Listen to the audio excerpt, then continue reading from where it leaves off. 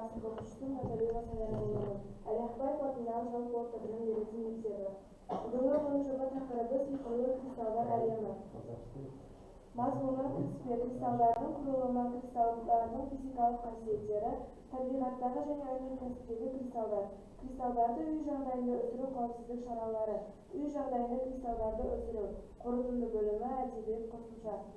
Кіріспе кристалдар табиғатта кездесетінін бәріміз білеміз, бірақ оларды зертханалық жағдайда алуға болады. Кристалдар өнеркәсіпте және де оптикада, электроникада кеңінен қолданылады. Кристалдарды өсіру шын мәнінде қызықты іс-әрекет және мүмкін ең қарапайым, қолжетімді және арзан. Сонымен қатар қауіпсіздік тұрғысынан қауіпсіз. Ол өте тәжірибе жасайтындар үшін маңызды. Кристалды өсіру үшін оның өсуін қандай процесте басқаратыны, неге әртүрлі заттар әртүрлі пішінде кристалдар түзетіні және кейбір заттар оларды мүлдем жасамайтыны білу керек. Егер кристалдану өте баяу жүрсе, онда бір үлкен кристалл алынады. Егер тез болса, онда көптеген кішкене кристалдар алынады. Сондықтан өте кристалдар әрдайым құрылғыларда қолданбай өсіруге тырысу маңызды және қызықты болып көрінеді. Бұл жұмыстың басты мақсаты табиғатта өндірісте және үйде кристалдардың қалай түзілетінін түсініп, оларды зерттеп, талдап шығу.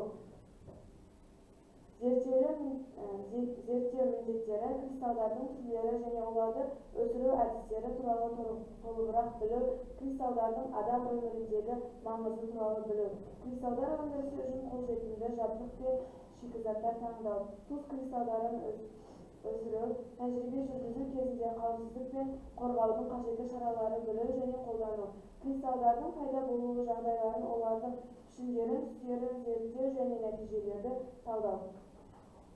Кристалдардың құрылымы. Кристалл бұл табиғи немесе зертханалық жағдайда түзілген пішіні. Тұрақты көпбұрыштар. Кристалл пішінінің дұрыстығы оның ішкі құрылымына негізделген. Кристалл молекулалар, атомдар және иондар түзілетін заттың бөлшектері белгілі бір заңдылықта орналасады және мезгіл-мезгіл қайталанатын үш өлшемді кеңістік құрылымды құрайды. Басқаша кристалдар тор деп аталады.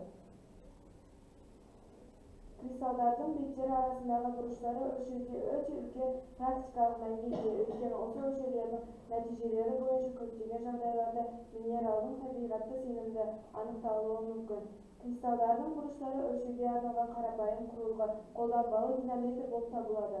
Тұрақты геометриялық пішіндегі кристалдар табиғатта сирек кездеседі.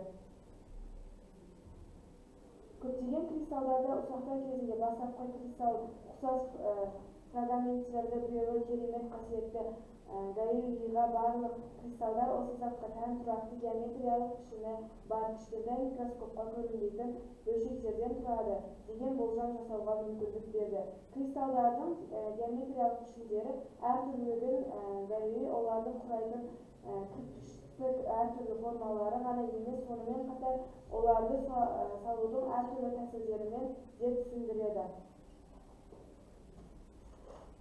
Кристалл бұл тұрақты пішінді қатты зат. Олар молекулалар мен атомдар реттеліп ойналасынан пайда болады. Кристаллдың пішінді тұрақты, симметриялы және әр бұрышты бірдеуі болады. Бұл қасиеттер алғаш байқаған Рене Гаюи болды. Ол кристалл сынса да формасын, яғни қалпын сақтайтынын байқап, кристаллдың ішкі құрылымын болжады. Сондай-ақ Роберт Бух пен Кристиан Гюйгенс кристалдарды атомдардан тұрады деп түсіндірді.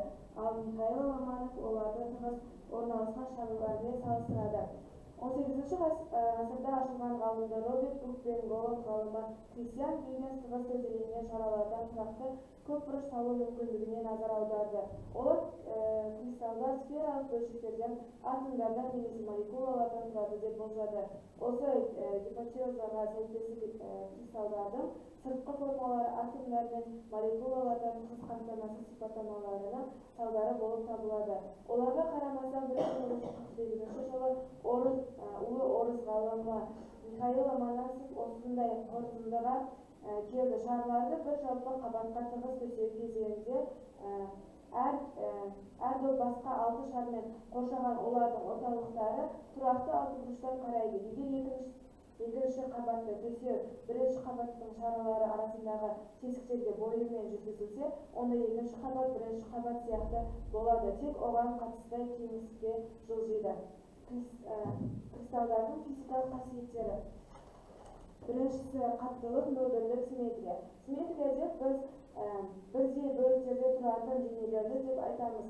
Al ikkinchisi anizotropiya, har vaqtda qasiyati o'zgaradi. Uchinchisi elektr men жылу o'zgartkichlari. Elektr qasiyatli kristallar bir o'lchamli o'tkazgichlar deb ataladi.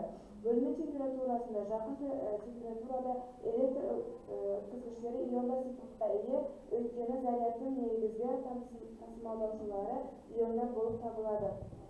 Tabiatdagi және өнеркәсіптегі kristallar.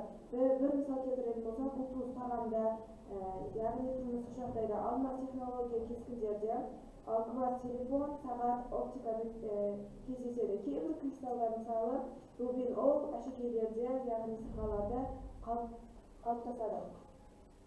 Үйде өсіп келе жатқан kristalдардың қауіпсіздік шаралары. Ең біріншісі бізде ол қасымызда ересек адам болуы, яғни ересек адамның бақылауымен жасау керек болады. Екіншісі дайындап жатқан сұйықтықтың таппау, қолға тию және де тамақпен араластырып жібермеу. Үшіншісі көзге, ауызға кез келген дене бітіміне сұйықтық тиіп кетсе, оны сол кезде сумен жуып тастау. Және де үй жағдайында kristallar өсіру, яғни тәжірибе жасасақ, ең бірінші 40 грамм теңіз тұзын ыстық, 100 миллиграмм ыстық суда ерітіп, оларды араластырып сұйықтық дайындаймыз және оларды суытып, дәке арқылы жібереміз. Және де дайын болған сұйықтықты бірнеше күнге алып қоямыз. Бірнеше күн ішінде кристалл өсе бастайды. Және де дайын болған кристалды маникюрге арналған лакпен бояймыз. Сол кезде тәжірибе аяқталып, үй жағдайында кристалл өсуі болады. Қорытындыға келсек, тұз кристалдан тұрады. Кристалдарды өсіру өте қызықты процесс. Зерттеулер нәтижесінде біз үйде аз тұзды кристалдарын өсіре алдық. Тәжірибелер негізінде қорытынды жасалды. Тұз кристалдардан тұрады. Сумен жанасқанда тұз ериді. Су буланған сайын тұз кристалға айнала бастайды. Зерттеу жұмысы маған ұнады. Оны орындау барысында біз кристалдарды өсіру тәсілдерімен таныстық. Бұл жоба мені ғылымға қызығушылыққа артырды. Болашақта басқа да заттармен осы тәжірибелерді, зерттеулерді өткізуді ұсынамын.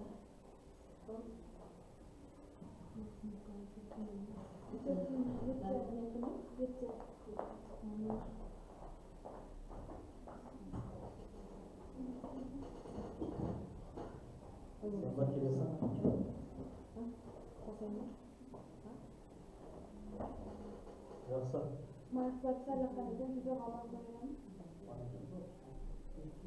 Sifatlarni video olishdan